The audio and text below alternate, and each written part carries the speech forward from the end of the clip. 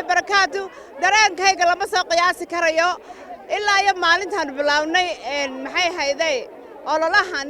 oo ka soo bilawnay Boorame Hargeysa Berbera Burco waxa ugu wanaagsan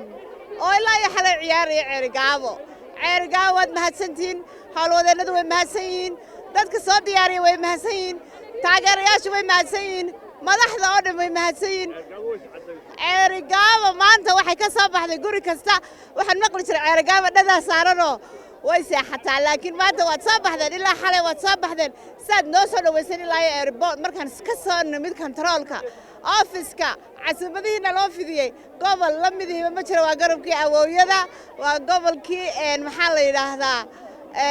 maxaa laga soo tafiirmay marka maadaama anigu aan joogo imika laascaanood aan joogo Ceerigaabo waxaan u haystaa inaan joogo meesha laga soo tafiirmay waxaan u mahadnaqayaa reer Ceerigaabo waa lidin baa boqolkiiba boqol waa mahadsantiin